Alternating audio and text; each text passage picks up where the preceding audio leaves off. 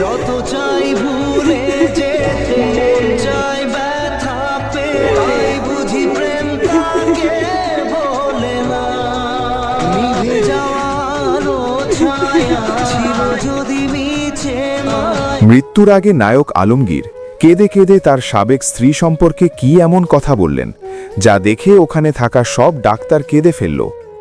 আলমগীর আখির মাকে নিয়ে কেন এমন কথা বলল যে আমাকে তুমি অবশ্যই মাফ করে দিও, আমি তোমাকে কাঁদিয়েছি, আজ তোমার জন্য আমাকে কাঁদতে হচ্ছে।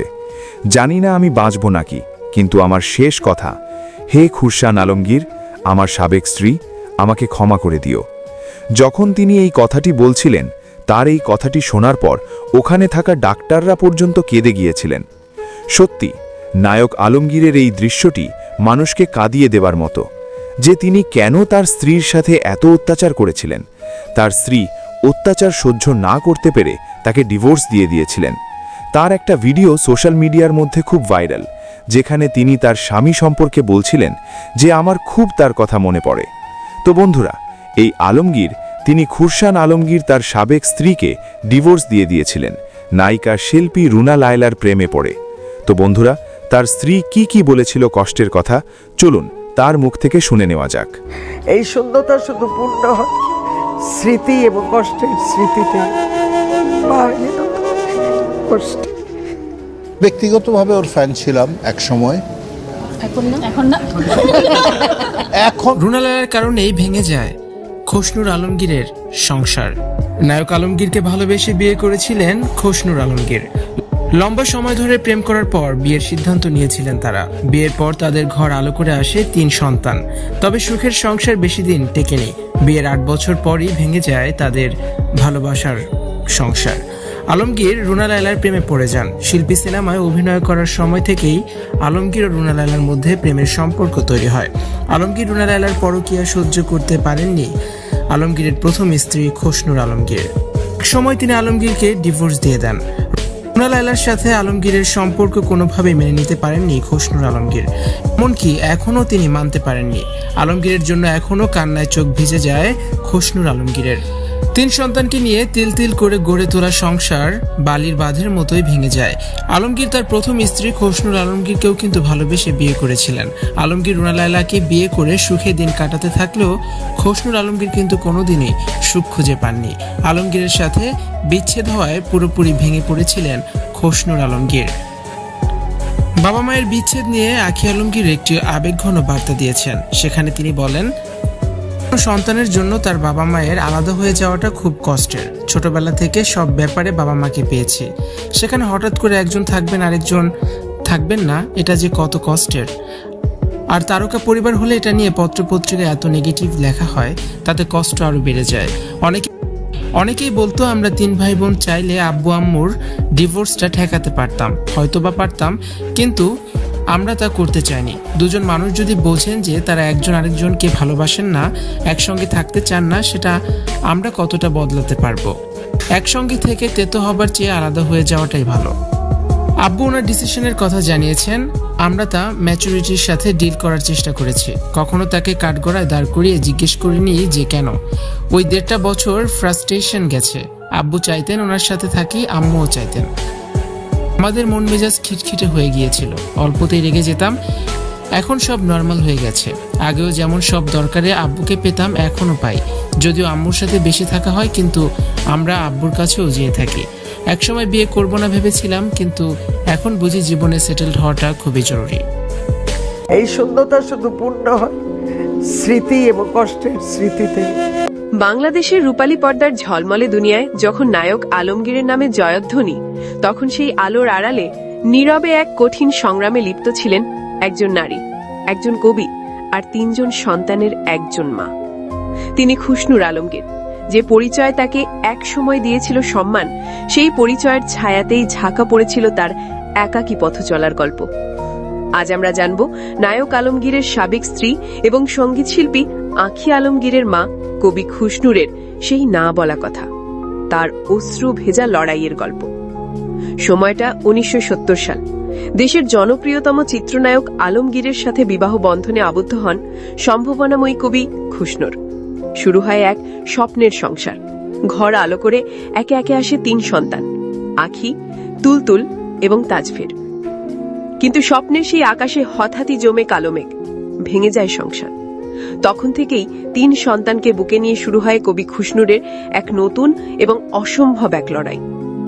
বিচ্ছেদের পর সন্তানেরাই হয়ে ওঠেন তার বেঁচে থাকার একমাত্র অবলম্বন। প্রথম সন্তান আখির জন্মের মুহূর্তটা ছিল জীবন মৃত্যুর সন্ধিক্ষণে। জ্ঞান ফেরার পর মেয়ের নিষ্পাপ মুখ দেখে তিনি ভুলে গিয়েছিলেন নিজের সব কষ্ট, আর সেদিনই মনে মনে করেছিলেন এক দৃঢ় প্রতিজ্ঞা। অনেক কিছু মনে মনে ওকে বললাম, তোমাকে কিন্তু তুমি মেয়ে, কিন্তু তোমাকে ছেলেদের চাইতে ভালো, নামি দামি, পাওয়ারফুল হতে হবে। তোমার পরিচয় তুমি পরিচিত হবে, কারোর পরিচয় যাতে তোমার লাগে না। মায়ের সেই অক্লান্ত পরিশ্রম আর আত্মসাগরকে ভোলেননি সন্তানেরা। তাদের কাছে তাদের মাই পৃথিবী, মাই সবচেয়ে কাছের বন্ধু। আম্মুই আমাদের পৃথিবী, আমরা কোনো কিছুই আম্মুকে ছাড়া চিন্তাই করতে পারি না। আম্মু আমাদের পৃথিবী, আমরা কোনো কিছুই আম্মুকে ছাড়া চিন্তাই করতে পারি না। সে শুধু আমাদের মাই না, সে আমাদের বেস্ট ফ্রেন্ড। আল্লাহর কাছে হাজার শুকুর যে আম্মুর মতো একজন মানুষ আমাদের মা। আমার শিল্পী হয়ে ওঠার পেছনে তো মায়ের অবদান তো শতভাগ দিতেই হয়, শতভাগের চেয়েও বেশি। আজ কবি খুশনুরের দিন কাটে লেখালেখি, সংগঠন আর নাতি নাতনিদের ভালোবাসায়। প্রকাশিত হয়েছে তার 45টি কাব্যগ্রন্থ, লিখেছেন প্রায় 4000-এরও বেশি গান। কিন্তু এত প্রাপ্তির পরেও তার বুকের গভীরে লুকিয়ে আছে এক প্রগাঢ় একাকিত্ব। এই একাকিত্বই তার সঙ্গী। ভোরের এই নিস্তব্ধতায় তিনি খুঁজে ফেরেন তার হারিয়ে যাওয়া নিশ্চিন্ত জীবন। খুশনুর বলেন, খুব সকালে আমি উঠি, মানে একেবারে ভোর হবারও আগে। উঠে আমার ঘরের সঙ্গে সুন্দর বারান্দা আছে, আমি সেখানে কিছুক্ষণ দাঁড়িয়ে থাকি, এবং তখন আমি কিন্তু একদম ছোটবেলায় ফিরে যাই। মাকে ফিরে পাই, বাবাকে পাই। তার নিজের কণ্ঠেই শোনা যাক সেই না বলা কষ্টের কথা। এই শূন্যতা শুধু পূর্ণ হয় স্মৃতি এবং কষ্টের স্মৃতিতে। আরেকটা দুঃখ আমার জীবনে খুব প্রকট এবং প্রগাঢ়, যে দুঃখের শেকড় এতই গভীরে যে সে শেকড় কাটলেও গাছটা বেঁচেই থাকে। হাজবেন্ড ওয়াইফ, 3 সন্তান, এটা থেকে ওরা বঞ্চিত। ওদের ভেতরের না বলা কষ্টের অভিব্যক্তি আমার বুকের ভিতরে অহরহ স্পন্দিত হয়। 45টি কাব্যগ্রন্থ আর 4000-এর বেশি গানের রচয়িতাই নারী, নিজের পরিচয়েই উজ্জ্বল। কিন্তু অনেকের মনে প্রশ্ন জাগে, এত কিছুর পরেও নামের শেষে কেন আলমগীর উপাধিটি রেখে দিয়েছেন? হয়তো সন্তানের পরিচয়ের সাথে জড়িয়ে থাকা এই পদবিটুকু তিনি ছাড়তে পারেননি, নাকি ফেলে আসা জীবনের এক নীরব প্রতিধ্বনি। অথবা নায়ক আলমগীর তাকে ছেড়ে গেলেও তিনি আজও ভালোবাসেন আলমগীরকে, কারণ আলমগীরের কাছ থেকে পাওয়া উপহার সন্তানদের নিয়েই তো তার জীবন। উত্তরটা হয়তো তার ব্যক্তিগত। কারণটা যাই হোক, খুশনুর আলমগীর আজ শুধু কারো সাবেক স্ত্রী নন, তিনি তার নিজের সংগ্রাম, সাধনা আর সাফল্যে গড়া এক স্বতন্ত্র এবং অপরাজিত নারী। একজন নারী যখন একাই মা ও বাবার ভূমিকা পালন করেন, তখন তার লড়াইটা হয় দ্বিগুণ। খুশনুরের জীবন সেই অদম্য মানসিকতারই এক প্রতিচ্ছবি। তিনি নায়ক আলমগীরের সাবেক স্ত্রী নন, তিনি তার নিজের পরিচয়ই একজন সফল মা এবং একজন স্বনামধন্য কবি। বাংলাদেশের জনপ্রিয় চিত্রাভিনেতা আলমগীর ৮০ ও ৯০-এর দশকে দাপটের সঙ্গে কাজ করেছেন। পারিবারিক টানাপোড়েন, সামাজিক অ্যাকশন, রোমান্টিক অ্যাকশন, ফ্যান্টাসি সহ সব ধরনের চলচ্চিত্রে তিনি ছিলেন সফল। তাকে মহানায়ক আলমগীর হিসেবেও অভিহিত করা হয়। অভিনয়ের পাশাপাশি প্রযোজক, গায়ক ও পরিচালক হিসেবে সুনাম কুড়িয়েছেন। তিনি শ্রেষ্ঠ অভিনেতা ও শ্রেষ্ঠ পার্শ্বচরিত্র অভিনেতা বিভাগে 9 বার জাতীয় চলচ্চিত্র পুরস্কার অর্জন করেছেন।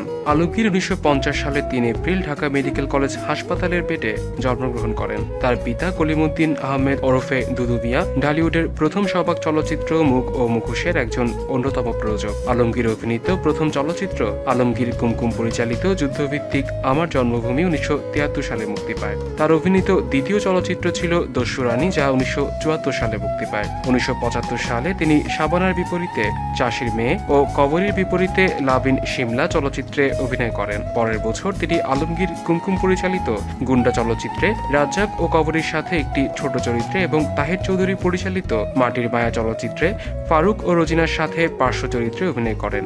১৯৭৮ সালে দিলীপ বিশ্বাস পরিচালিত জিঞ্জির চলচ্চিত্রে রাজ্জাক ও সোহেল রানার সাথে একসাথে অভিনয় করেন। তিনি আসাদ চরিত্রে কামাল আহমেদ পরিচালিত রজনীগন্ধা চলচ্চিত্রে অভিনয় করেন।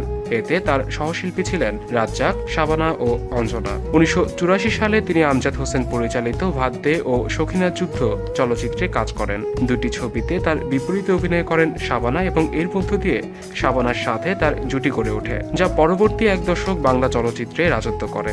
ভাত দে ছবিতে তিনি একজন দরিদ্র বাউলের শীর্ষ গহর চরিত্রে অভিনয় করেন। আলমগীর কামাল আহমেদ পরিচালিত মা ও ছেলে চলচ্চিত্রে প্রধান চরিত্রে অভিনয় করেন।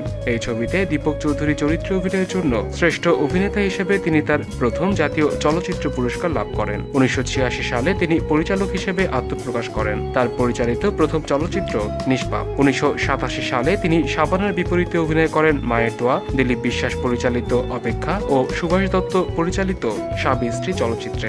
অপেক্ষা চলচ্চিত্রে অভিনয়ের জন্য তিনি দ্বিতীয়বারের মতো শ্রেষ্ঠ অভিনেতা হিসেবে জাতীয় চলচ্চিত্র পুরস্কার লাভ করেন। পরের বছর অভিনয় করেন হাফিজ উদ্দিন পরিচালিত পথে হলো দেখা চলচ্চিত্রে।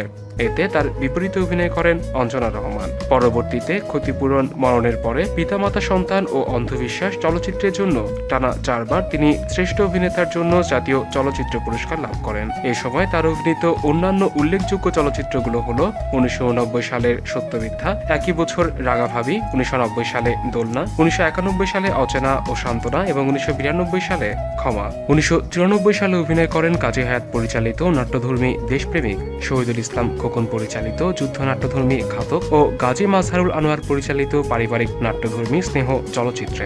দেশপ্রেমিকে একজন চলচ্চিত্র পরিচালকের ভূমিকায় অভিনয় করে তিনি সপ্তমবারের মতো শ্রেষ্ঠ অভিনেতা বিভাগে জাতীয় চলচ্চিত্র পুরস্কার অর্জন করেন। এই বছর তিনি নির্মাণ করেন নির্মম। এতে তার সাথে অভিনয় করেন শাবানা, শাবনাজ ও বাপ্পারাজ। ছবিটি সমাদৃত হয় এবং শাবনাজ শ্রেষ্ঠ অভিনেত্রী বিভাগে জাতীয় চলচ্চিত্র পুরস্কার লাভ করেন। 1995 সালে তিনি দেলোয়ার হোসেন ঝন্টু পরিচালিত কন্যাদান চলচ্চিত্রে পার্শ্ব ভূমিকায় অভিনয় করেন। এতে প্রধান চরিত্রে অভিনয় করেন সালমান শাহ ও লিমা।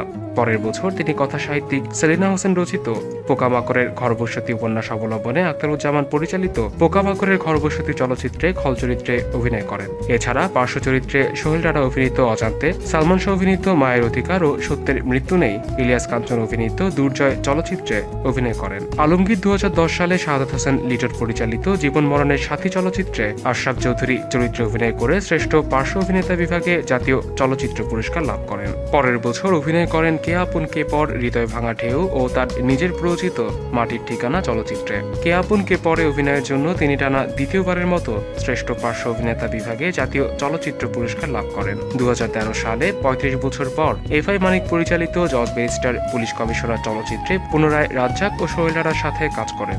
এতে প্রধান চরিত্রে অভিনয় করেন শাকিব খান ও পূর্ণিমা। ছবিতে আলমগীরকে একজন পুলিশ কমিশনার চরিত্রে দেখা যায়। আলমগীর কণ্ঠশিল্পী হিসেবে চলচ্চিত্রে গান গেয়েছেন। আগুনের আলো চলচ্চিত্রে তিনি প্রথম কণ্ঠ দেন।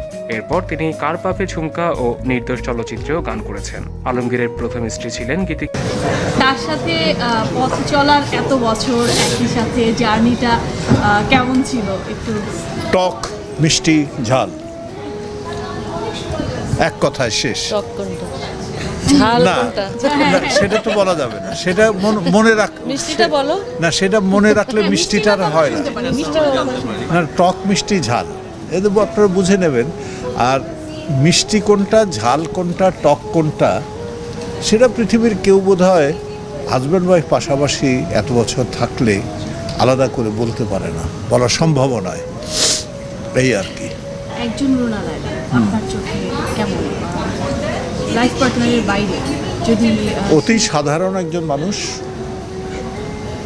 আমি ব্যক্তিগতভাবে যে যতটুকু ওটাই বলছি, ব্যক্তিগতভাবে কথা, খুব সাধারণ মানুষ, সাধারণভাবে চলে। ইভেন তার খাওয়া দাওয়াটা খুব সাধারণ। আর অসাধারণ একটা জিনিসই সে গান করে অসাধারণ। মানুষ হিসাবে সাধারণ, কিন্তু অসাধারণ গান করে।